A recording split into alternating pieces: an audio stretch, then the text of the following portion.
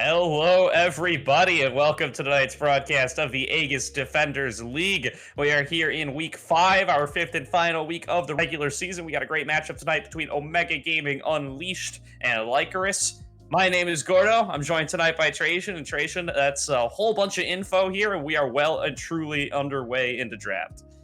Yeah, it is going by as a little bit of a quick one here. So, unfortunately, it does look like the team of Lycoris is going to be using an E-sub, so that's why you do see a couple of bands missing from their side. But as we do see the first rounds of everything coming in, it does look like OGU and Lycoris both kind of want to remove some comfort picks from the pool. You're seeing Riven get taken out as well as a Jin, which we haven't seen a ton of really. But he's kind of starting to rise up there in the ranks. And then with the immediate lock-in of the Ziggs for OGU here, can only expect that to be probably bot lane. Yeah, certainly here, definitely. One of those picks that's been super popular for a while here. And Omega, we know, do love to play towards that bottom lane adjustment. Really high up there. Number 1 in damage percent for the team for 80 carries in the whole league. So he's really going to be looking to put on his carry pants here, get one of those big carry picks in the form of the Ziggs here, and just rain down a whole bunch of bombs on everybody. Meanwhile, though, inside of Lycoris, they've gotten some power in their own way as they've gotten that Varus and that Leona locked on in. Should be some powerful picks to face off against the bot lane as well, although the Braum going to put a little bit of a stifle on those arrows. Yeah, really do like the Braum pick here. You can easily stop anything that Lycoris kind of wants to do with their bot lane at least. If Leona goes to go for a really good lockdown engage, Braum just puts his shield up and negates pretty much all the damage that Varus would be able to do with his burst combo. Especially since the lethality builds tend to be really heavy on that piercing arrow damage for a lot of it. But we do see OGU locking in the Xin Zhao here. Was on the receiving end of a recent nerf. Isn't enough to really knock him out of the meta. Still a very strong and rather highly contested pick here. We'll see what Lycoris wants to kind of respond with. I would not be surprised if they want to go for something like the Trundle or even like a Graves or Viego here.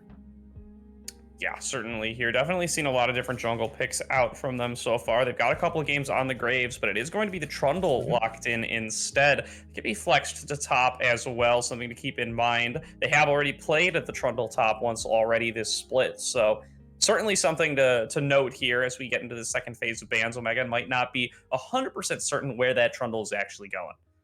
Yeah, the threat of a flex pick, and especially on something like on the red side where you do get that true counter pick available, makes it a lot nicer for the side of Lakers because they can kind of just sit there and go, all right, well, we've put our cards on the table. You get to guess where it's going to go. You're going to 50-50 this. We're going to see if you're right or if you're going to be wrong.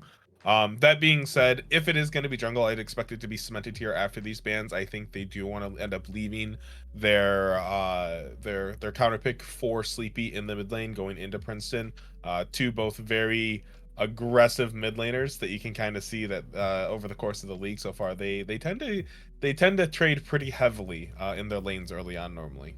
Yeah, Goth Girl up in that top lane as well, a big carry force for the side of Lycoris. Whereas, we look at number 1 in damage percent for the role is Adjustment over on the side of Omega. Number 1 in damage percent for the role in top lane is actually Admi Goth Girls. So I'm really curious to see how this top side focus and this bot side focus end up balancing out against each other. The Ziggs might throw a little bit of a wrench into that. You kind of do want to just leave Ziggs on his own for a little while. But maybe still will the Adjustment representing that big damage total. You know that you can get a lot of poke in there with Ziggs, and that should certainly boost those numbers up a little bit. Yeah, for sure. And right now, it's both teams have a really good way of creating a decent amount of space for themselves. But that being said, Lycoris is the ones that they want to be the really heavy aggressors right now. You've got the Trundle Pillar plus the Zenith Blade Solar for a follow-up in the form of also Varus ulti. So you have a lot of good lockdown. And OGU kind of just want to sit back and let Ziggs just throw bombs for the minute and a half that they'll be waiting at objectives if they try to go for it. But we do see the Lucian getting locked in here. So it does look like Lycoris wants to leave up the full flex pick for this Trundle. Not necessarily something I would be fully confident on. I'm not too sure how well it's going to pan out, especially with the Cassiopeia getting hovered here for OGU. Yeah, that's a curious one, as that can also be flexed between mid and top. So keeping that option open a little bit, but mid and top both fully open for the side of Omega. Do like this Cassiopeia hover here should be really good up against the Lucian, and that is the most likely opponent for it, and is going to be locked on in here, presumably for the side of Princeton. And now it's all up to Samalcrum what he wants to take in that top lane. Sim, of course, a friend of the broadcast, does cast that AGL once every week there. So hoping for the best for him this game around. That's a Jarvan hover. That's a Jarvan lock in, baby. Is this the Jarvan top? Oh my god, I hope it's Jarvan top. I've been hearing hints, I've been hearing rumors, I've been seeing some people do it. This is awesome if that's the case. I've been seeing quite a few people that have been trying to do it. You have your traditional Gore Drinker build that some people go, but you also have, with the recent buffs that he's gotten, you can go the Eclipse, you can go the Duskblade, you can go this lethality build and just look to kind of one-shot people and still have a really durable body in the form of J4, because you can still build something like the Sterix for a third item or something. Yeah, the scaling AoE damage on Cataclysm went up this patch, so that's always a really fun place to put power on Jarvan, because it means that he can, especially with that Eclipse build, like you mentioned, just one-shot people. And that's a build I would love to see coming out of Smelkrum this game around. Super heavy dive comp now between Xin Zhao and Jarvan, with just kind of Ziggs and Cassiopeia just hanging out on the backside, trusting on Braum to keep them safe, kiting around these fights. It's an interesting team composition for sure. Now, Lycoris, they're going to round on out by picking this Mordekaiser. That's one is likely going to be for Goth Girl here. So we do see the Trundle coming through in the jungle for Cute. And we'll see. What do you make of that Mordekaiser versus Jarvan matchup? That's certainly an interesting one. I'm very curious to see how it goes. I think I would have to say that I think it's going to be Mordekaiser favored in most situations, but in a lot of instances, if Simulacrum is able to kind of get on top of Goth Girl and get some of these really quick and aggressive trades, post level, say 3 to 5, that's really when you want to be looking. There's a really good opportunity there for you. So we'll see. I'm really interested to see how this goes. Jarvan traditionally does have a lot of mana issues because his pool is so small. So playing carefully and conservatively using your spells in that lane is a really, really important thing, especially against an opponent that doesn't have mana constraints like a Mordekaiser. Yeah, for sure. You'd expect the Mordekaiser to be the favorite matchup, as just based on draft alone. You know, Goth Girl had the final counter pick in this matchup. This is the option that they chose to go with. So would hope that it would be favorable here. But then again, Sim is willing to blind pick this. So you got to believe that it should at least have some functional ability up in this lane, even if he doesn't have maybe the most ability for solo kills here. And then that mid lane counter pick is super influential here as well. The Cassiopeia, very good up against the Lucian, can stop him from dashing in or out. If you do land that Miasma on top of him, should also do a lot to set up for ganks for Fallen Xin Zhao here. You really want to get going in that early game, and could really be a menace if they do manage to get that snowball rolling. Yeah, and the other thing too that I really like about the Cassiopeia too, for starters, is LYC Lycoris, they drafted this Trundle with the intention of being able to kind of look to take, like, the subject is just really powerful in terms of taking raw stats and being this really durable body as a frontliner to join this Leona. But when your team's DPS is all magic damage, it's a lot harder because you're not necessarily going to be itemizing a ton of magic resist against this team. Like, they have the Mordekaiser, sure, but your main damage sources are all going to be AD. So you're going to get a lot of armor, but that's not going to do a whole lot against a Ziggs and a Cassiopeia. And because their playstyle is very similar to that of what an ADC would play, where you have that consistent DPS, it means that OGU still has a lot of good objective taking potential, and they're not really going to be lacking, especially because, you know, you have the Ziggs in the bot lane. It was what we can assume. Yeah, for sure. And that little attack speed boost that you get from the Demacian standard as well should give you a little bit of synergy with the Xin Zhao, a little bit of synergy with the Braum too. Lets you stack up that the concussive blows just a little bit faster. Does are a couple of little hidden synergies in this. Also, Jarvan plus Cassiopeia and Ziggs, just super great there. You can get in there with the Cataclysm. You have a bunch of great AoE spells to layer on down. If you get the Miasma plus Cataclysm combo, then that Cataclysm is inescapable. And then once you're at that point, you know, Mega Inferno Bomb, Glacial Fissure, there's all sorts of crazy stuff you could start layering down in there once you do get that dream set up. So really up to execution here on the side of Omega. They certainly have the synergies in there to make these team fights happen, even though it might look like you got two champions that really want to go in and two champions that really want to kite back. But it is really going to come down to execution, though, on how they do manage to layer those abilities on top of each other. Side of Lycoris, though, they've got that hard engage. They've got some really straightforward options there in the form of the Leona with the Chains of Corruptions, with the double DPS. If they can kite back these fights, if they can avoid the Jarvan and the Xin Zhao, they should be golden. Yep, and 100%. It's both teams have a decent amount of disengage, but at the end of the day, these are two really strong team fighting comps. I'm expecting to see a lot of skirmishing going on, and at some point, I'm going to probably expect to see what teams are capable of holding the patience there. If OGU is able to kind of let Ziggs get this poken, or if Lycoris is able to allow Nil on this Varus to really look to get a lot of damage with these piercing arrows out. Welcome back, everybody, to week 5 of the 5th and final week of the regular season here in the Aegis Defenders League. We got our final matchup of the regular season is going to be Omega Gaming Unleashed taking on Lycoris here. They are ready and raring for game 1. Drafts all completed, and Trajan, it looks like they're making a beeline towards this bottom side a little bit. Yeah, we can kind of see both teams looking for your relatively standard 5 points. But as we get into the game here, Gordo, let's talk about this top lane matchup a little bit here. Simulacrum on the J4 with the Corrupting Pot to kind of help offset that early game sustain that he'll need, but has summoned Airy as a rune. That's hype. That's hype, Trajan. I'm excited to see this here, and I suspect this is maybe a little bit more of a poke-centric setup. I know Hail of Blades is something we've seen on crazy assassin-y Jarvans in the past. This time around, though, I'm suspecting he's going to look to just kind of poke around a little bit more, get some Aegis, or get some Airy rather, procs off of the Demacian Standard, off of the Dragon Strike. Maybe not using the two in conjunction to dive on in unless he thinks he can get the kill. Yeah, so being a bit more poke-centric in this lane is what it looks like to me. And that's, I'm excited to see how it works out into Goth Girls up in this top lane here on the Mordekaiser. But both teams are now starting on their respective red buffs, so we will see the Strundle kind of pathing towards the bot side. I really like that. It allows you to kind of play around your Leona, which has a lot of good lockdown potential even into a Ziggs Braum, but also you have the ability with an early red buff to kind of look to pressure this mid lane, right? Lucian, a really great ranged harasser, but still needs to be able to get that lead early on, or it's really hard for him to kind of function as a champion in the game, especially against someone like Cassiopeia.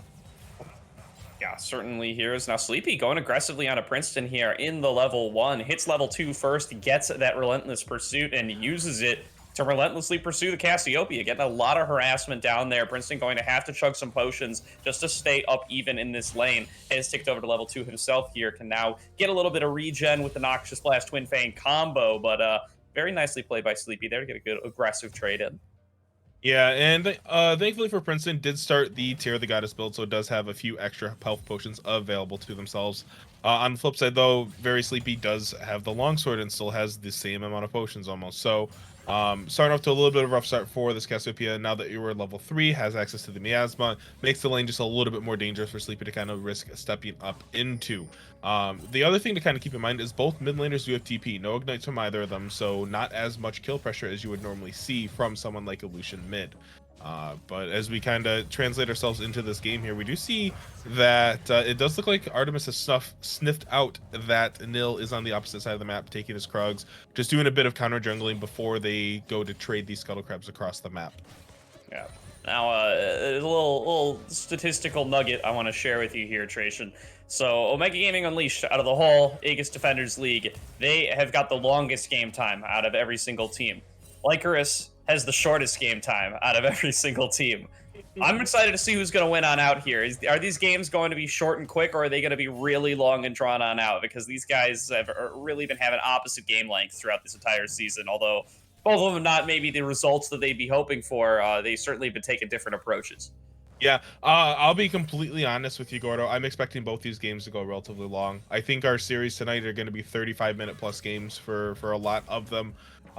Both teams are fighting for better contention in play-ins and really don't want to take too many unnecessary risks if they can't help it. And especially with the way both teams have kind of drafted themselves, they have the ability to just kind of sit and scale up. This Varus going to this lethality build, the only true tank on the side of OGU is Braum, and as a support, it's not going to be that very tanky. Oh, mid lane.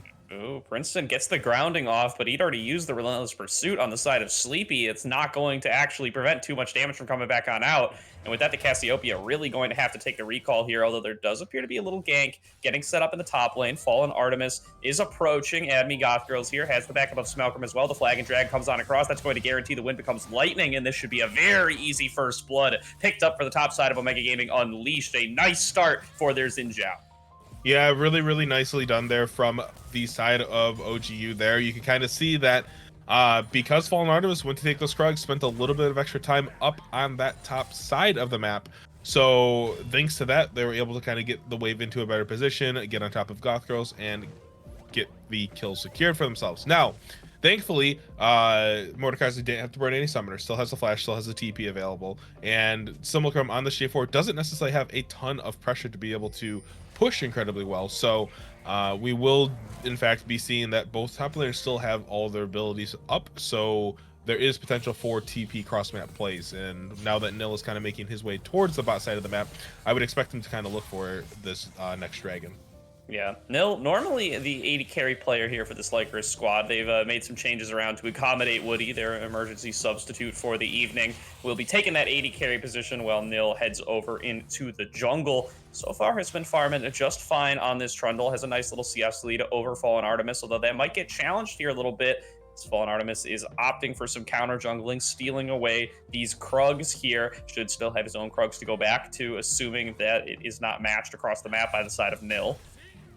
Yeah, a little surprised that Artemis decided to go back immediately for the Phage instead of on that first reset, looking to get the kill onto Gromp to get that extra gold to be able to get Iron Spike Whip as well as the boots for yourself. But you know, I'm gonna let them make the decision on that, obviously. But just a little bit of a small nuance thing we'll see. But it does look like we'll be seeing Xin Zhao end up going to Gore Drinker along the route. Holo Sleepy getting jumped on here. Yeah, big wraparound to mid lane here. The Relentless Pursuit not going to get him away. The Wind Becomes Lightning was landed, so that's going to be a big dash coming through from Fallen Artemis, and there's a Flash Petrifying Gaze from Princeton to make it a second kill for Omega here. Nicely played by Fallen Artemis once again. It's gotten off 2 successful ganks, 1 in each solo lane. This time it's going to donate that kill over to his mid laner.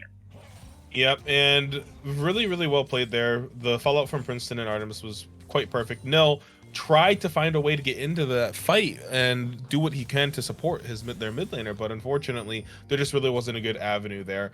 Fallen Artemis did take a ton of damage off of the culling, so the flash from Princeton plus the Petrifying Gaze being really crucial in making sure that the kill was actually secured for the side of OGU.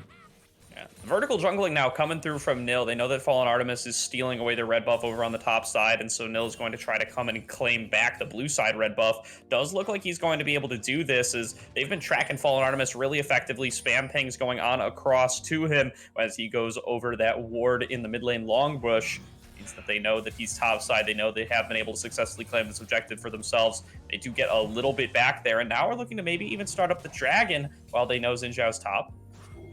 Yeah, and I think this is just obvious. Like, this is just smart play here from LYC, being able to recognize that, hey, we're vertically jungling right now. We have priority in all of our lanes. Cassiopeia is off getting blue buff. This is just going to be completely free for us, so we're just going to be able to pick it up, not have any issues, and kind of try to have a potential win con for our team in the books as as an early Dragon Soul. But with the rate that the game is going to be accelerated here, as we do see OGU kind of getting on top of that first Rift Herald, as Deebly has wandered on up there to help Fallen Artemis take it, it is going to be really, really dangerous for the side of LYC, as they have to be careful, right? If another pick like that happens in the mid lane, if this Lucian gets set behind any further within that first death, it's going to be really difficult to kind of hold this turret against a Cassiopeia that once she gets off this next reset, I will assume will have her Lost Chapter finished. It would certainly be the hope from the side of Princeton here. Snakes don't need boots, so should certainly be the main priority here on this build. You don't really want to end up finishing your Archangels or anything until that Tear the Goddess is fully stacked up. You can see Omega are stacking up some members here up in this middle lane.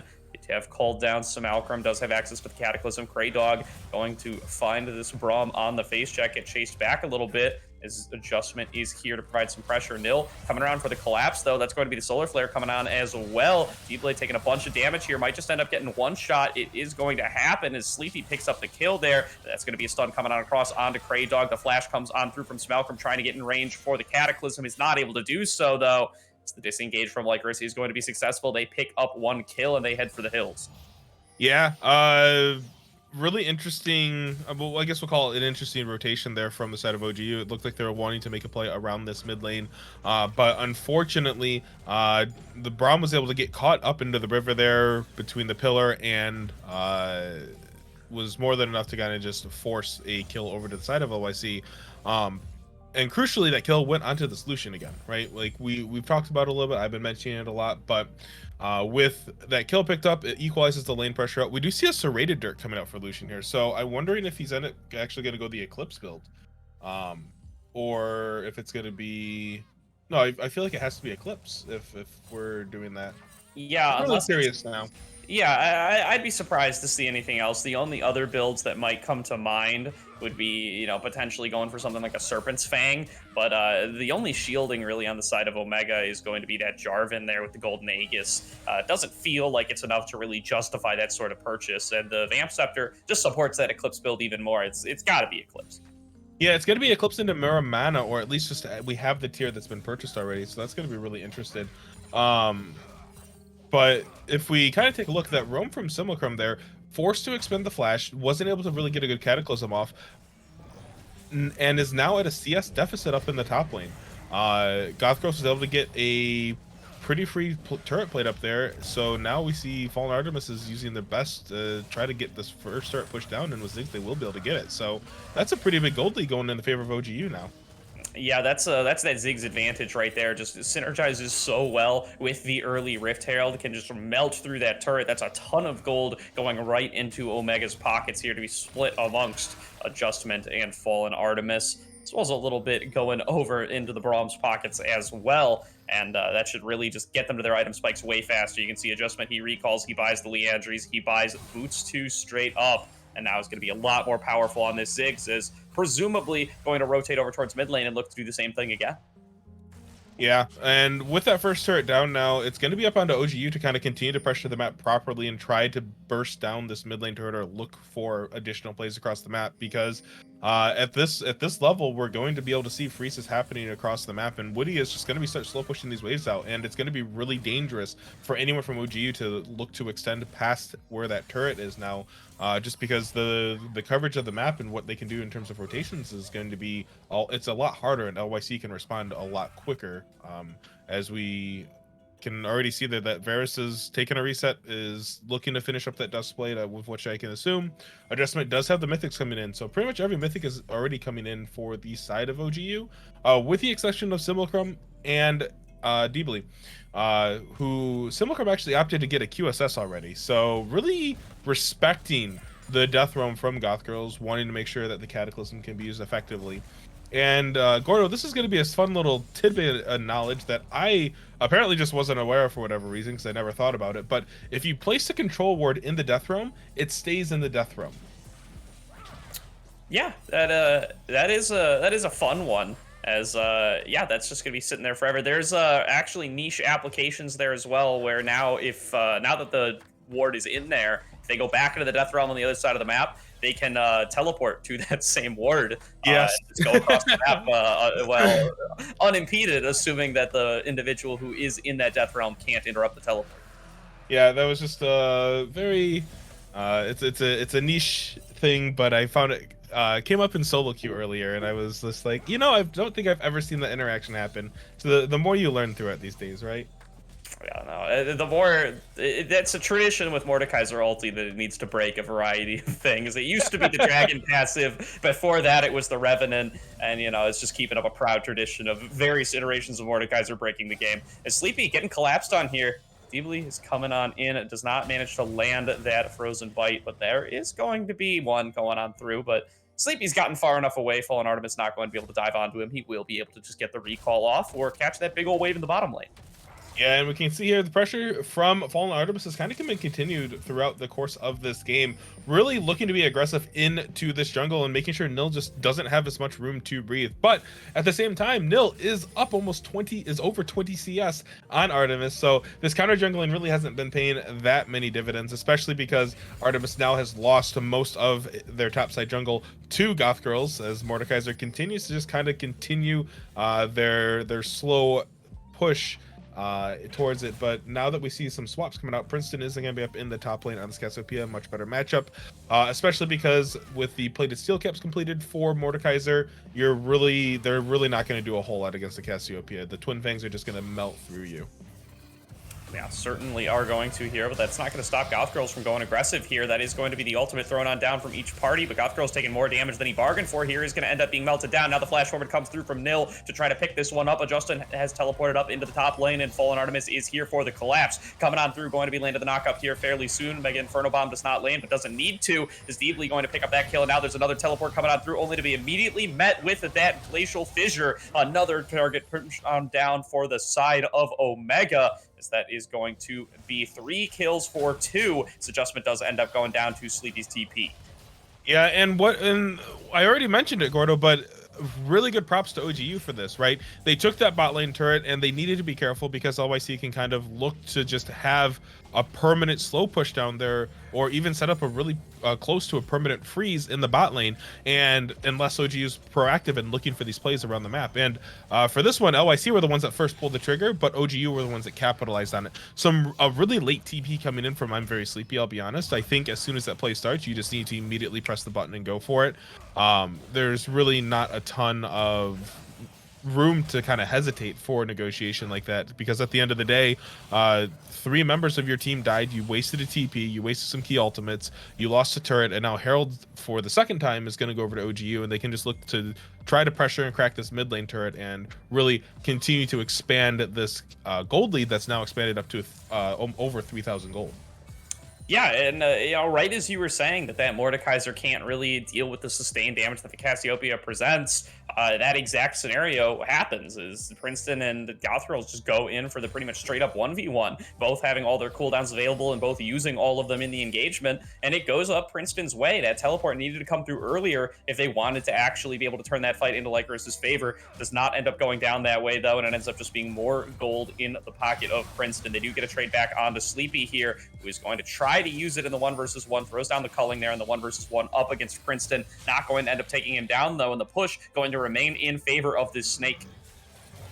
Yeah, it's just going to be really hard for anyone on the side of LYC to compete with the ability to push that Princeton has now on the Cassiopeia.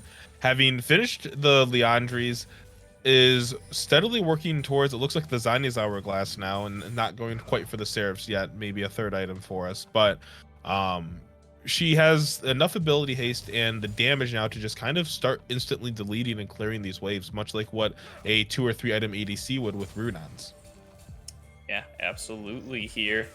Now it's got to be the double Leandries coming on through from the side of Omega. Should get a lot of sustained burn damage here up against these high health targets in the form of the Trundle and the Mordekaiser. The siege still coming through from the side of Omega. They really do want to get that turret into bursting position with the satchel charge, but nice response from the side of Lycoris prevents them from really stacking up the wave enough to get that done. Another dragon going to be spawning here in just about 20 seconds, and you know Omega wants to be the one to claim the third one for themselves.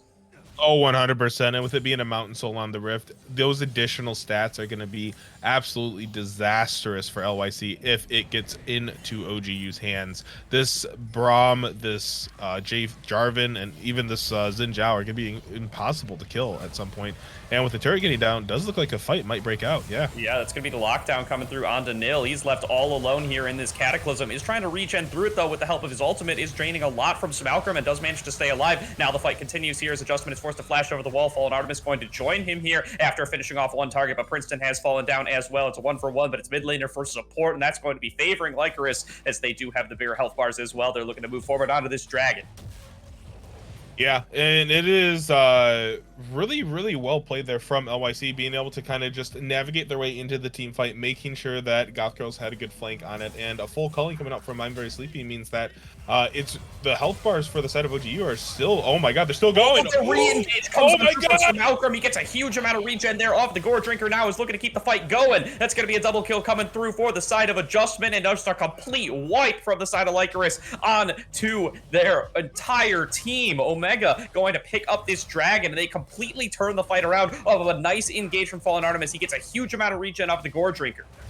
Yeah, and just as I was praising LYC for being able to navigate that fight really well, Artemis, you said what, and just immediately goes back in there, heals almost a full health through the Gore Drinker heal, and it's enough sustain there to allow Adjustment to pick up an easy triple kill for themselves. And now at 3-1 on this Ziggs, he's going to be outputting an insane amount of damage.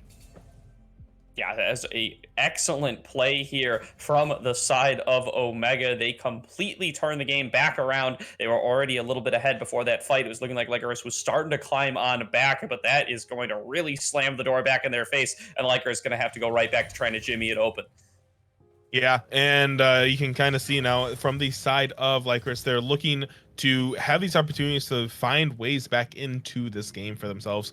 And Very Sleepy on the solution. 2 items complete, still is missing 130 mana on this Manamune though, so it is not going to quite transform for quite a bit still.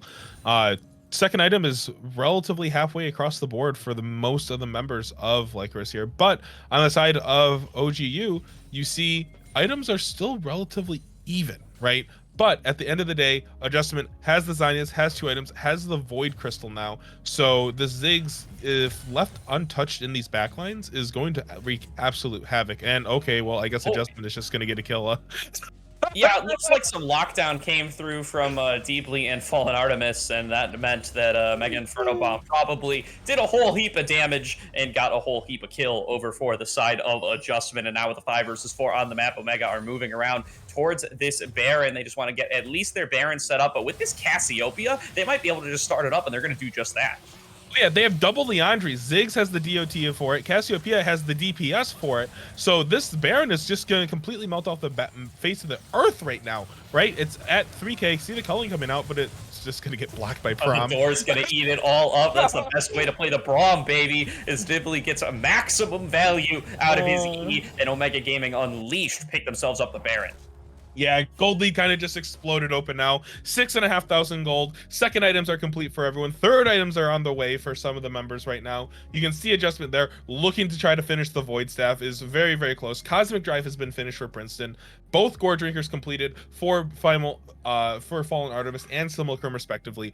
But the Death Stance for Artemis is also going to be really key in these fights. Because if he goes for a really strong engage like that again, even when you're incredibly low, you're going to have the sustain to be able to survive it. But now you're also going to get additional healing from the Death Stance. It's just going to make it even harder to kill this Xin Zhao. Really is going to be a tough nut to crack here. The Death Stance healing and the Gore Drinker healing going to just be too much here. Deeply going to find himself a little bit caught on out here. Nil doing a lot of damage, but might just find himself stunned here in just a second. The last auto does come on across. 5 members of Lycoris are looking to get this chase down, but they can't even get their Frozen Pillar, the place that they want it. Fallen Artemis is lurking in this bush here, has a pink ward in it, knows that nobody can see him. Just pops on out to clear the wave, though. Yeah, and we can kind of see here now that it's just going to be a pretty clean 4-1 for the side of OGU here. Princeton in the bot lane on 2.5 items. Really, really comfortable. Doesn't really have to worry about anyone contesting him. If Very Sleepy takes a step even near his direction, it's probably going to end in disaster if he's not careful. But with this split coming across the map, it's going to be up to Lycoris to try to make a play here. And with them trying to match the 4-1, I don't think that's what they need to be doing. I think you need to say we have these outer turrets or these inner turrets we can afford to give them as long as we don't give the base, because right now the solution just is kind of sitting here. Oh, you're gonna die. Nice flash petrifying gaze from Princeton here, going to result in an easy solo kill up against that Lucian, and just like that, it's a 5 versus 4 on the map once again, and it's going to be the 4-man squad here pushing successfully. They dodge away from the solar flare. Here comes the engage coming through from Prey Dog. It's going to be everybody on top of Abby. Goth Girls, the teleport is coming on in from Princeton as well. Goth Girls going to finish off on the Deeply, but at what cost? cost as the Mega Inferno Bomb allows the Cassiopeia to pick up an instant double kill, and with only 2 members left alive, Omega Gaming Unleashed are looking to crack open the base. They dive even further as they're looking to get onto Nil. They force Nil and Woody to both flash on away. They do survive for the time being, but their inhibitor is going to fall. Their team has already fallen, and they might even lose Nexus turrets here, Trajan. Yeah, I don't think this is going to be the game-ending push. Unfortunately, Adjustment does have mana constraints, and we don't have a tier of the goddess, so it is going to make it a little bit harder. Was considering to go for a reset. The culling! Oh, culling, just one-shots Adjustment there, and that means that there's a little bit of a numbers advantage for the side of Lycoris here. Numbers in terms of men and numbers in terms of health bars, as Nil is looking to keep this chase going. Sleepy is going to flash forward as well. The re-engage comes through from Fallen Artemis, though. Once again, the Gore Drinker healing is just too much, and right when you think they're out, Fallen Artemis dives right back on in, turns around the fight, picks up a double kill for the side of Princeton, and now they might even look to close it out entirely, Trajan. They move through the bottom lane, they pick up that turret, and they're going to get the inhibitor next. Yeah, 30-second death timers right now. This inhibitor is definitely going to be going down. Adjustment spawning up in 10 seconds. Has the TP available to them, but no. OGU are going to back off. They're going to just take their dragon and go, you know what? We got 2 inhibitors. We killed 3 of your team members twice in a row now. We're going to take our dragon. We're going to get a reset off, spend our gold, and then we're going to come back and slap you with our waltz in the mid lane because that's all you've got left here in this first game. And that was just...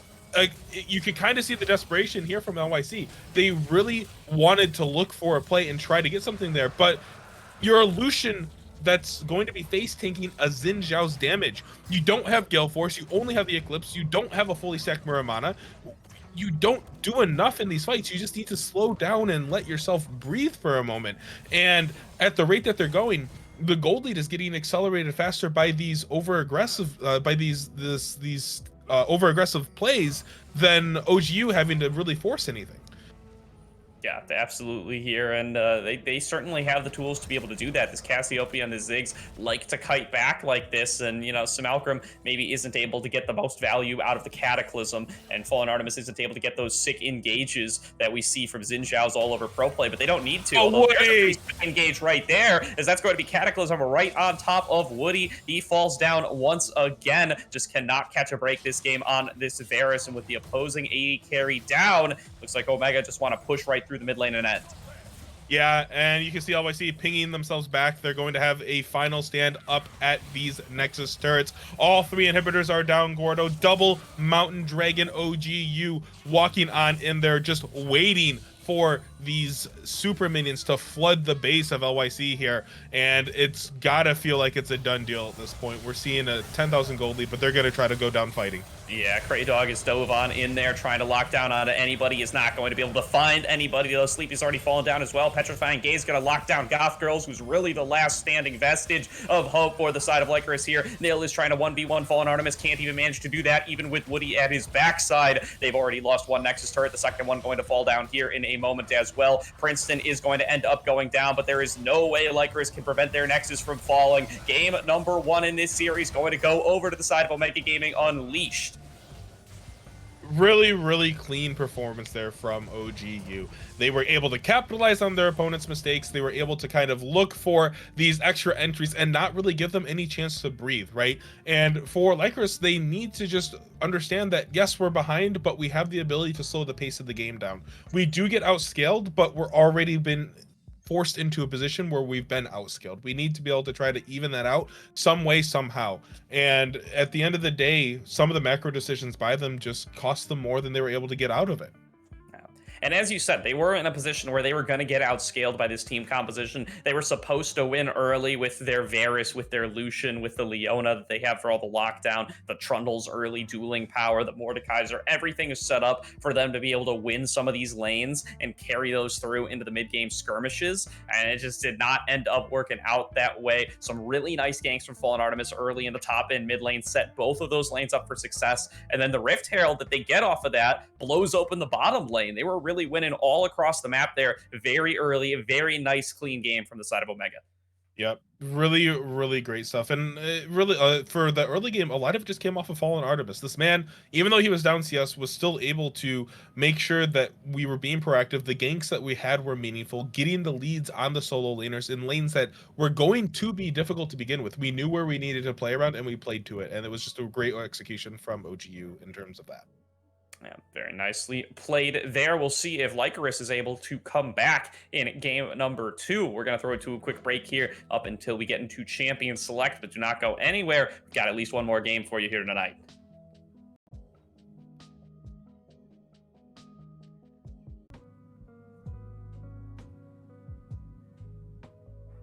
Welcome back, everybody, to tonight's broadcast of the Aegis Defenders League. We are once again in our 5th and final week of the regular season, with Lycoris taking on Omega Gaming Unleashed. Just watched Omega Gaming Unleashed take a pretty convincing game number 1. See if Lycoris is able to come back here. They are once again short 2 bans due to their emergency substitution. That's not going to stop them from locking in this Viego pick 1.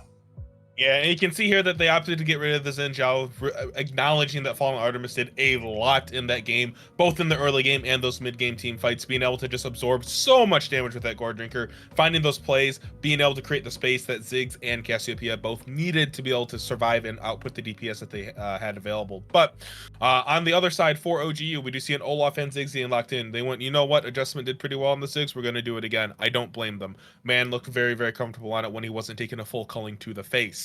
But with the Olaf pick, that's a champion that we haven't seen in a while here. And in terms of what Lycoris is drafting for themselves, okay, I'll be honest, I hope this is the Vayne pick. Yeah, it looks like it's going to be Okay, here from the side of Nil. Or not Nil. Nil's not been playing AD carry tonight. That is going to be their substitute. But it's a good matchup up against the Ziggs.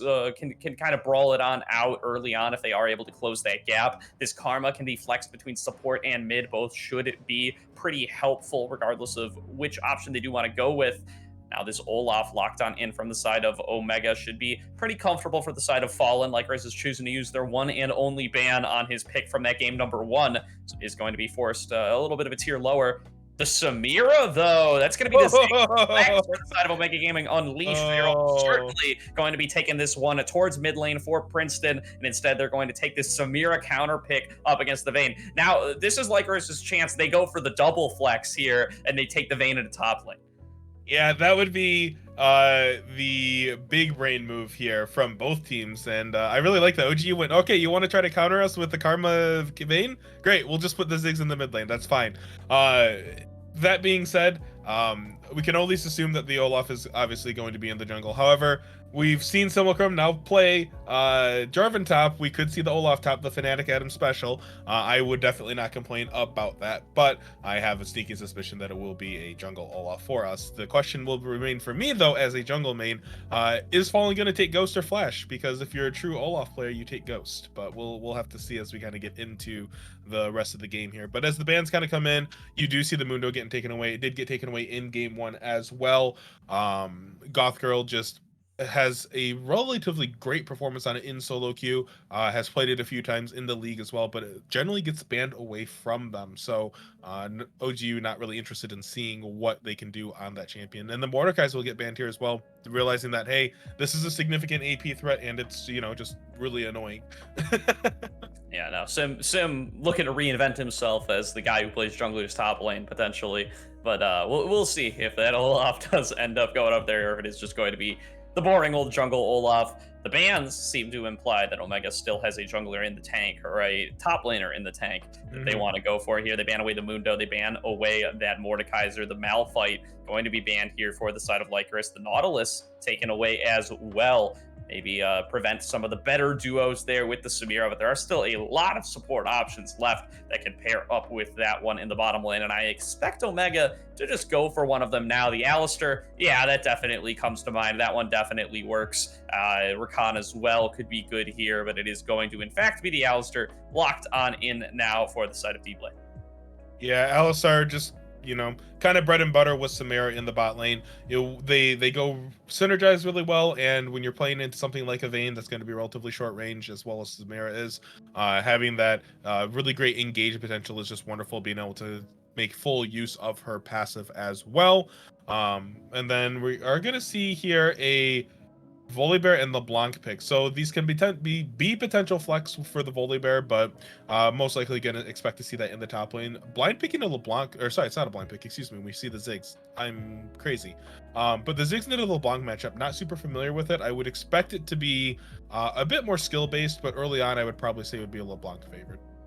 Yeah, should be at least challenging for the Ziggs. And that Volibear lock-in makes me wonder if it is going to be Volibear top or Viego top. Both of these flexes are available. But regardless, it is going to be the Renekton facing off against them from the side of Malcolm. They're going to take that Olaf into the jungle as we originally suspected. And I'm excited to see this Renekton face off against whichever one of these opponents he has. He should have a pretty good matchup into both of them. Yeah, as as the great LS would say, game is doomed for OGU. They locked in Renekton, but it's the R5 Renekton. This is the place for Renektons. Okay, it's the B1 Renekton that we disrespect.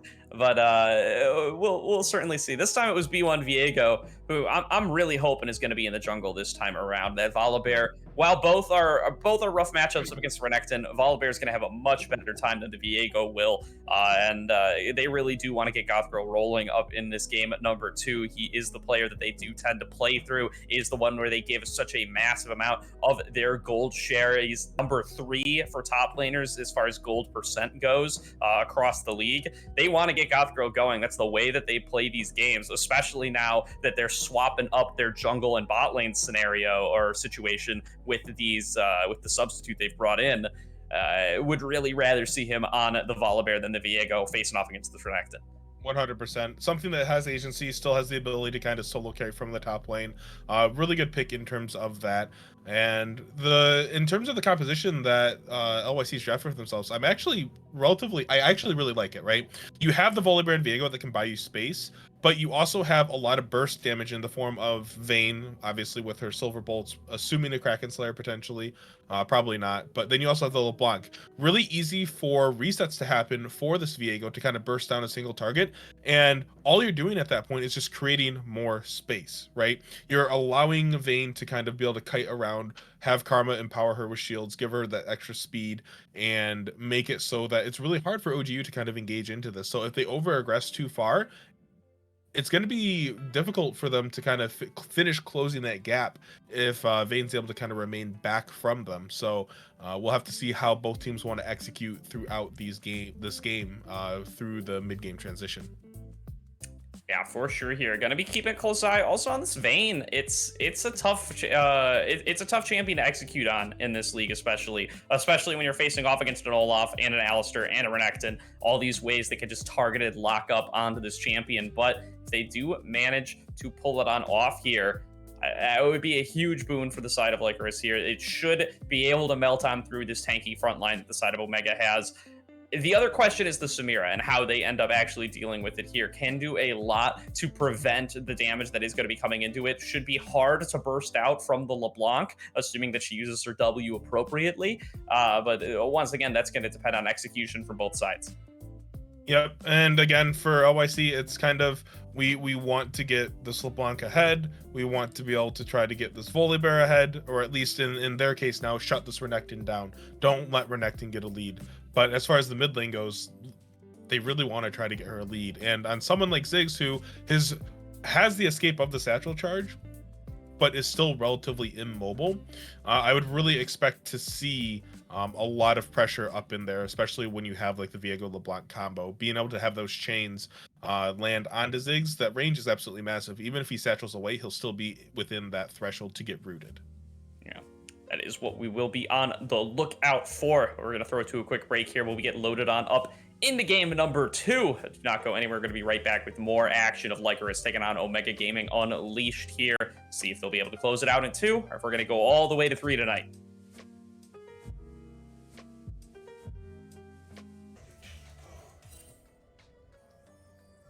Welcome back, everybody, to Week 5 of the Aegis Defenders League.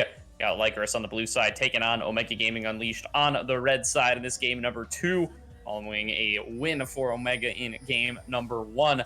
Dealing with some technical issues over on Trajan's side, so I have got the Omega owner himself, Ivar, joining me here on the broadcast for game number 2. Yeah, we see a little bit of a 5-stack coming out here from the side of Lycoris and the top side.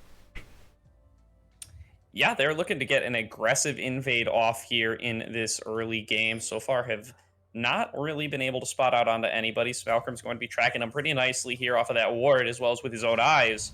They are going to end up just walking on out, claiming what vision they can, almost finding Fallen Artemis there. He does end up getting the recall off in time. Yeah, Fallen was able to get that ward down onto the blue buff there, so he's going to be able to know the path of NIL here in this early game. Yeah, should be some good information to pick up over on his side. So now it is going to be knowledge gained for the side of Lycoris as well. They will get to see that Fallen Artemis is starting off on this red buff. Manga should know that that is the case, as they're going to scan it on out. Now they definitely know that it's the case. Is Smalcom going to pick that one up? That will give him level 2 off of the first wave, I believe. So something to keep an eye on here for that 1v1 matchup up against Admi Goth Girls. Yeah, barring he misses any XP here, I don't think he will. But what are your thoughts on the start for Samira here? We see him starting the longsword, something that we've seen ADCs do a little bit more recently. But I just want to know what your thoughts are on it. Yeah, that's interesting for the matchup. I would expect it to get a little bit more pots to regen off of the poke coming through from the Karma, assuming that you won't be able to avoid too much of it. Yeah, I would maybe even expect a little bit of aggression here, but that's going to be level 2 coming through first for the side of Omega. They're going to flash forward, looking to get up this kill onto Woody, and they are going to be able to do so. First blood gets claimed to the 2v2 for adjustment indeed. Nicely played there, and that's going to get this Samira off started very early. Yeah, first blood for Samira. Definitely a champion that snowballs really aggressively. So you are... it should be worrisome here for the side of Lycoris. They need to play a little bit respectively in the bot lane now. If she gets 1 or 2 more kills... Oh my goodness. Jesus. Somehow Goth Girl's got the level 3 first here and just gets a huge chunk out of Smalcom there. He's got to be very careful. The regen off the Call of the Beak might very well not be enough. Sleepy not going to end up hitting those chains there in the 1v1 up against Princeton either. Going to keep that trade a little bit more even than it would have been otherwise with Smalcom. Even with that Jordan Shield regen, even while chugging his potion, he's got to be concerned here as those crazy auto attack resets coming on through from the Volibear really do end up making the difference and mean that he has a surprising amount of burst damage. Yeah, Volibear with that Sky Splitter can do a lot of deceptive damage here. He gets that shield as well, and we see a little bit of a trade. Yeah, there we go. Watch out for the second tick of the Frenzying Strike there. That's going to do a lot, but that's a turret shot coming back through. Does not have that old Volibear passive with big regen. Should be very concerned now at that really low HP total. Smalcom could just go for some kind of flash Call the Meek play and get the solo kill right back onto him. And then there's going to be a real engage in the bottom lane once again. The lockdown this time comes down onto Woody once again. Fallen Artemis is here as well. Should have access to the undertow. Is not going to be able to get in range to land it. That is going to be the disengage from the Lycoris spot lane. They don't end up giving up another kill, but Woody, once again, going to be zoned off of this wave. His CS numbers are tripled now by the side of adjustment, and Fallen Artemis is threatening to dive this further. He's going to be forced to give up this wave to the turret. This is a disastrous start here for the Lycoris spot lane. We see the zone coming off from Fallen Artemis there, zoning off Woody off this wave, and so far in this game, it doesn't look like the Vayne pick has paid off. Especially the early Vayne pick in the side for the side of Lycoris. But we'll see how that pans out as the game goes on, because right now it's been pretty underwhelming. Yeah, does sound like we might have Trajan back here. Trajan, are you with us? Hello, friends. I have returned from the dead. I hit my computer really hard, and it started working again. That's always the secret. Really glad to hear that one worked out this time, because if that doesn't work out, then you have to go into some way more expensive options. As Sleepy taking a bunch of damage here in the middle lane, gonna have to back away from Princeton here. But Trajan, you missed it. There's an early kill for adjustment in the bottom lane, and oh boy, is that snowball well and truly in Omega Gaming Unleashed's favor now at this point. Yeah, I mean, I come back and I see Vayne sitting at 11 CS, Samira's at 33, has a kill, has a Noon Quiver, has a longsword, and I just have to go, holy hell, that bot lane looks like actually awful right now. And even in the mid lane, where it's a LeBlanc favorite matchup for the most part, getting shoved off of waves, even CS into Princeton on the Sigs, it feels like that there is just a lot going in the right direction for OGU. They are confident. They have the momentum from game 1, and they're fully looking to commit and take that and kind of accelerate that into the second game here, as that we can kind of see Simulacrum is just completely bullying Goth Girls off of this wave, looking to try to get a crash and probably a potential roam or reset off as well. Yeah, Goth Girls was not able to transition that great trade that he had earlier on into a sustained lead up against this Renekton. Instead, Sim has been able to pick up a substantial amount of CS, is getting himself back into these trades, and now has a pretty big CS lead for himself here at about 14. Some of that's going to get closed up as Goth Girls farms this wave as it crashes, but not all of it by any means. Yeah, I would expect to see that CS gap probably get leveled up into around about the 5 to 8 range, but you can kind of see OGU, they've got the early lead. They're really confident on it. They're looking to start up this dragon. Fallen Artemis on this Olaf did take Ghost. Heavy respect to that man right now, but it's going to be a free Ocean Dragon going over to the side of OGU pretty much. And the nice thing about that is it does help with this lane sustain that they really could benefit from, right?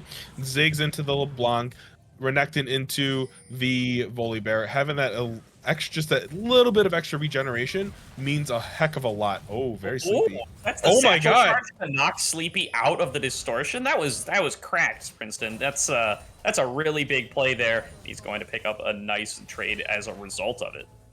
Yeah, and you can kind of see here, because of this immense bot lane pressure that OGU has available for themselves, Nil is starting to lose their jungle. Trading the red buff across the side is going to be fine, but because you know this Olaf is going to be here, it's, oh, Princeton, Sleepy, what you doing there, friend? Yeah, just throwing some skills back and forth. A little Sigil of Malice one way, a little Bouncing Bomb the other, and it's going to be the passive procced from that LeBlanc, but no real kill pressure available for Princeton here, especially as he's running out of mana. Nice dodge there on the chains, though, and here comes Deeply going on in for the engage, gets the Pulverized Headbutt, gets the Exhaust, or the Ignite, rather, and that's going to be the auto attacks coming on down from the Alistar, just picking up that kill. Now Fallen Artemis can keep this chase going on to Nil. He's going to get taken low by the Mega Inferno Bomb as I stumble over my words, but the lockdown not going to be able to come on across from the members of Omega. Instead, adjustment going to just avoid some of this damage. But we do see adjustment that was gifted over the red buff from Fallen Artemis. Fallen Artemis now 6 does have the Ragnarok available to him. Gonna go on top of Nil, who doesn't have anything. Oh, you're all right. They finally found him. It was at his Gromp. It wasn't off the initial chase, but the flash from Nil. Going to keep him alive for the time being. He's got the backup of Goth Girls. They can't keep this dive going. Sleepy is here to run interference. He walks up there, finds out they're all still at full HP, and immediately backs away. Gonna just go and try to pick up some farm in the mid lane. The Lakers aren't really getting anything out of this play, but they are staying alive. You can't say that they aren't. Yeah, they are still looking to be proactive on the map, trying to do what they can. Unfortunately, since Deeply has been away from adjustment in this bot lane so far, they really haven't been able to capitalize on it too much. And something to keep in mind, as another trade comes in. All right, Princeton not getting the playoff that time, but the chains just go nowhere. And that means that no damage going to be procced onto Princeton off of that Malice proc. That does mean he's going to be able to stay in lane. Doesn't have to be too concerned here. Just continue to farm it on out. It has the Lost Chapter for the mana, has the range on those Bouncing Bombs, so just clearing out this wave from pretty far away, and should be able to avoid giving too many opportunities over to this LeBlanc. Now also going to be a nice little pickup of a Rift Herald here for the side of Omega. We saw what they were able to do with the Rift Herald Ziggs combo last game, and they're definitely going to be looking to do the exact same thing in the mid lane this time around. For sure, and being able to open up the mid lane for yourselves is absolutely massive, as we all know, but in bot lane, hello, Grey Dog. X Flash, Pulverized, comes on through from Deeply, but he's not going to be able to keep anything else going. Grey Dog was able to walk away. Adjustments passive was not enough to keep him in the air for long enough. It's just some more trades going, though, in their favor. They have about a 25 CS lead now on this Samira. That is plenty well and good and should be really favoring Omega when these dragon fights do get started later on. Yeah, and I'm gonna apologize ahead of time to our Alistar in this game, as I believe, I don't know if we're butchering the name, but I see it. I just want to call you Dibble. Like that's the. I was thinking about saying Dibble, and then you said Deeply once, and I've just been rolling with it this whole time, Trajan. But you got to understand, Mr. Deeply, that your name can be pronounced a million different ways. I'm gonna need a little phonetic pronunciation guide prior to the next game we cast you guys in. But we'll say D-Blade for the rest of it. I'll buy that. All right, we're gonna go with Dibble then. I'm gonna keep it to Dibble off the request of Ivar's the owner. Ivar gets the final say in these sorts of things. It's definitely gonna be Dibble. I love how we both had two unique pronunciations, and yet somehow we were both wrong. Oh, hello, Princeton. All right, Princeton getting dived on here by Nil and Oh, good Sleepy. flash. That is going to be a bunch of damage coming back on Oh, across. yeah. The Inferno Bomb going to be more than enough, and that ends up going back in the favor of Omega. Now another Hex Flash being channeled. Dibble not going to go in this time, though. He backs on away.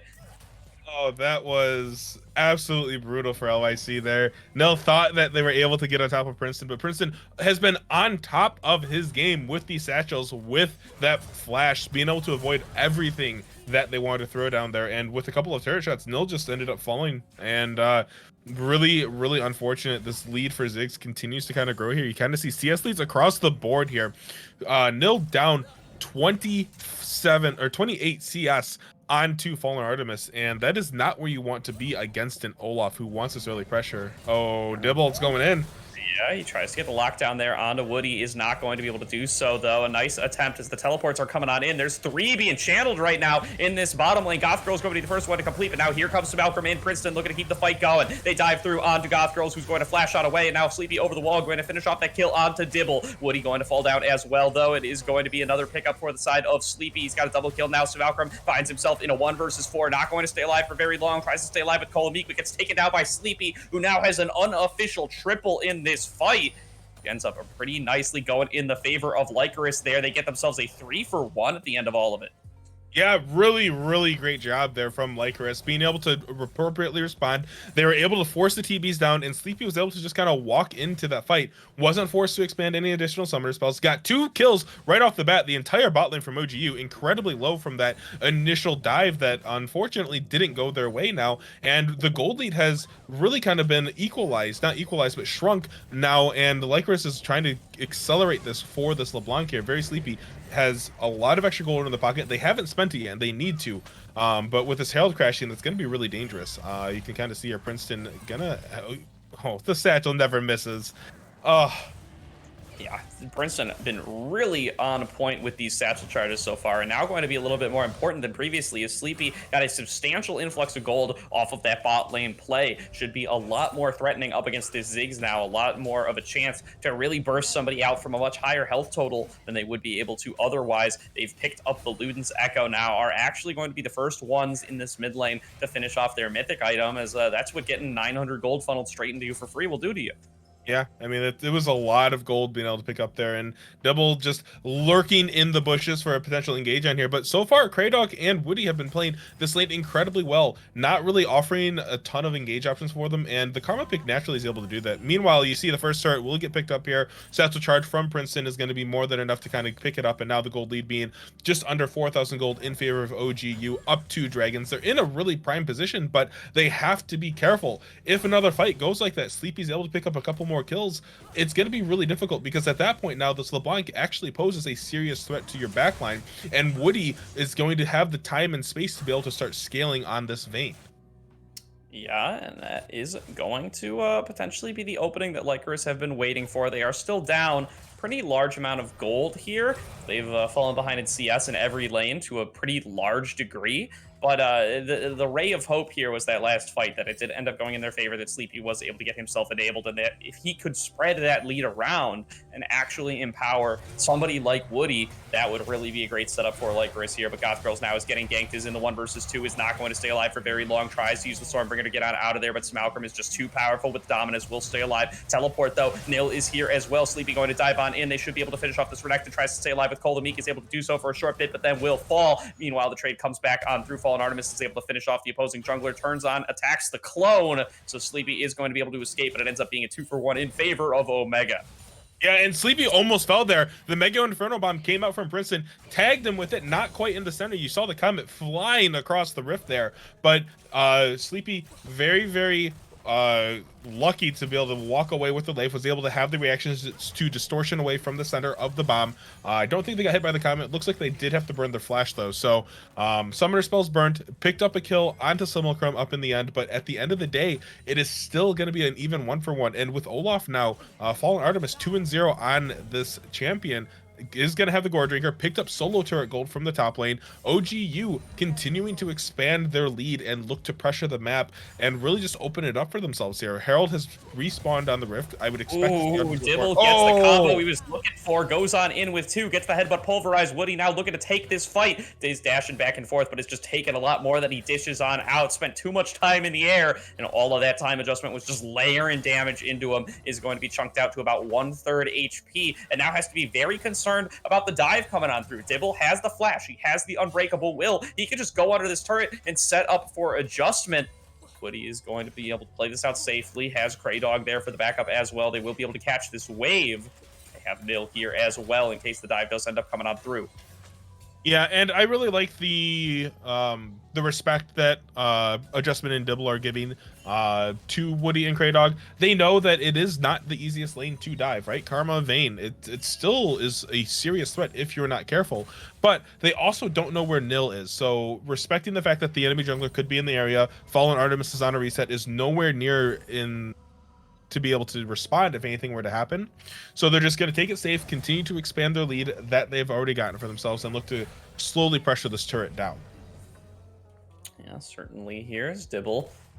Still hanging out in this bottom lane, as looking like he might take a little bit of poke damage there, but ends up not doing so. We can see some roams coming towards the bottom lane here. Princeton is en route, wants to try to execute down this turret. Nil is mirroring him from his own jungle, but has to be concerned about the numbers advantage for Omega is just going to back on away, and Princeton should just be able to execute down this turret. He roams on down, he picks it up, and that's going to be 3 turrets to 0 in favor of Omega Gaming Unleashed. Yeah, it's really interesting, and it's exciting to me personally to see Ziggs in as much competitive play as we've been seeing him lately.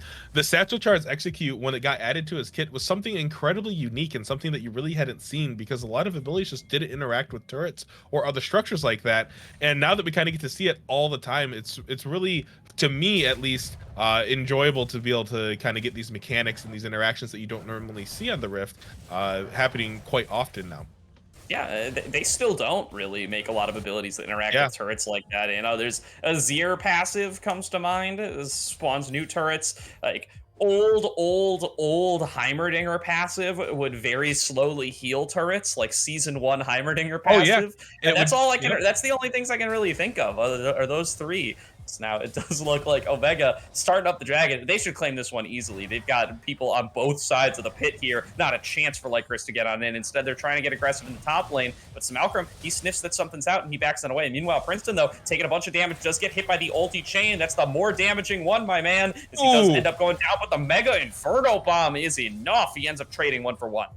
Yeah, really not a worth trade there for Princeton. Had the Darksteel, lost all of his stacks. Now was able to get a couple of back from Sleepy's death post-mortem, but some of them might get dove here.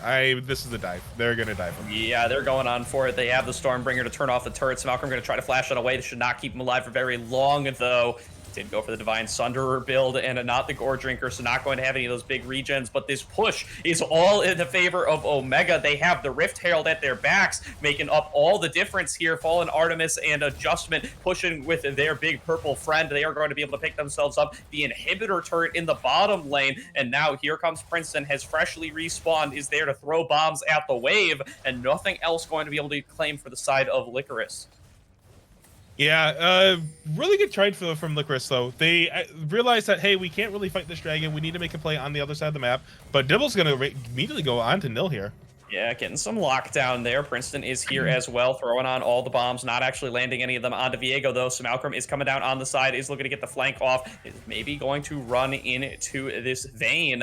Is just going to end up backing away. They can't get the lockdown they want onto this Viego. He will escape with his life for the time being. Omega now are just set up the siege in the mid lane. They have everything up in their favor. They have such a big gold lead as well. They can just exert their pressure around the map. Yeah, you can kind of see that now. OGU are just trying to go into full bully mode, looking to make cross-map plays, take what they can for themselves. But as I was saying, like, for Lycoris, they did the best of the situation that they had. They went, okay, they're going to be on this dragon. What can we do? Renekton is still top. We're going to dive in. We have the Volibear. We have these tools. We need to utilize them. And they did. So to quite great extent as well. Getting 2 turrets up in the top lane means that that's a lot of extra gold going into their pockets. Yes, it's still it's just over a 5,000 gold deficit, but it was 6,000 a few minutes ago. So being able to kind of even it out, get some more gold onto the champions, accelerate the rate towards their second items, that's really what they need to do. And if the game continues at this pace, they might be able to even slow it down. Yeah, so Malcolm diving on in here on two Goth Girls, has Dibble and a Fallen Artemis at his back, and they should be able to lock on down this bear. The Stormbringer has come on across, but they're not going to be able to outrun all these undertows coming through from Fallen Artemis. Ends up missing one, but the blue smite is there to make up the difference. Tries to flash away, is going to end up being taken down. Adjustment is there for the backup, just get his name on the assist. They are going to look to potentially start on up this Baron. A little indecisive here, but they are eventually just going to get it started. Yeah, they got the pick. I think they just go for it. You know that Princeton's going to be able to push this wave here. Has the reset. Dibble Sleepy. with the re-engage coming on through onto Sleepy, going to be forced to distortion away. Means he will not have that tool to dive on and to look for vision, to look for poke damage. And look at all of the AoE just being layered on the ramp by the side of Princeton. This is one of the advantages of that Ziggs can really control space, as now Nil is getting dove on, as is the remainder of Lycoris, as they are coming on through with Fallen Artemis on that Ragnarok ultimate. They are going to be able to finish off the kill onto Kraydog with or without his flash. They've already zoned off Viego from that engagement earlier on, and they decide, hell, we don't even need the Baron. We're just going to try to bust it through mid lane. Yeah, and I really like this. Turret is really low. Princeton's burn to TP, does have the Scepter charge available now. Going to be able to force down this other inner turret for the side of Lycoris here. And now that with only the top one remaining, OGU has full control of this map, really. And it's going to be really, really difficult to move around in your own jungle if you're on Lycoris's team right now. Yeah, they are just scanning out these wards, clearing all of them. This is really Omega Gaming Unleashed specialty here, as both Fallen Artemis and Dibble are #1 in wards cleared per minute for their role. But now, so Malcolm, Nil, what are you doing? Here, the ulti comes on over from Nil. He's just going to get one shot off of that, and now it is once again a 4 versus 5 adjustment. Is looking to maybe pop off in this fight. Does have a lot of money on the Samira, and I don't think has gotten to ulti once this entire game. Still not going to be able to do so, though. Just going to dash on out of there. Has the team at their back. Has been able to pick up one kill, and with the jungler down, once again, this Baron is on the table, but the recalls are coming on across instead. Omega decide they want to spend some of their money, and they don't actually want to take this. Yeah, I mean, OGU have an insane amount of money that they were sitting on right now. You're seeing all of these items starting to come in for them. Second items are finished across the board almost for them now. Death Stance, Gore Drinker finished for this Olaf. Is Simulacrum building Bork? I don't know. That's a good question. We'll find out sooner rather than later, I would hope. That certainly would be in his wheelhouses. Now they're going to look to lock on down onto Goth Girls. That's finally going to be the ultimate coming through from Adjustment. Inferno Trigger. I think that's the first one cast all game, Trajan. I really do. Yeah, there might have been one randomly in the bot lane, but I'm almost positive you're correct on that. Adjustment has been itching to press that button this entire game. Finally gets the max stacks on their ability and goes red on the Rift. And with the soul beam started up here for them, Nil is not even he might be able to get in there, but oh nope. Dive on in from Sleepy. No. Not going to be able to steal it away, though. Just takes a bunch of damage. Mega Inferno Bomb almost sealing his fate, but he does manage to evade it.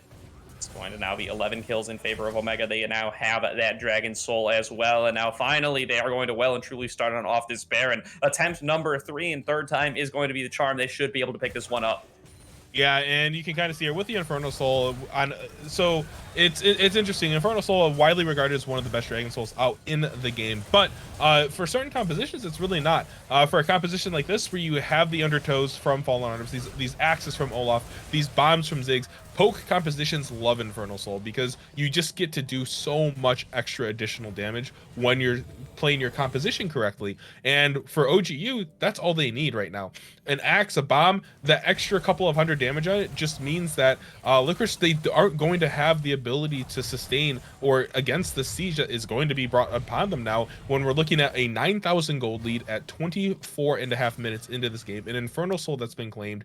And when you have a Ziggs, Samira, and an Olaf knocking on your front door, there's not a whole lot you can do except kind of just let them walk in and get your entire living room just obliterated.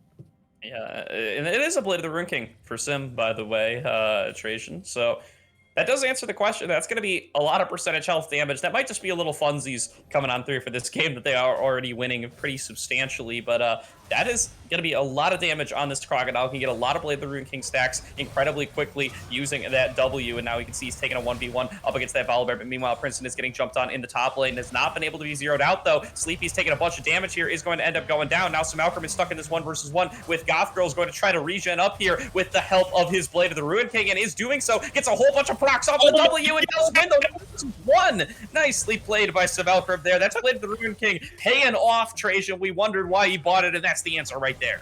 That was absolutely insane. Okay, well now they're just gonna run him down.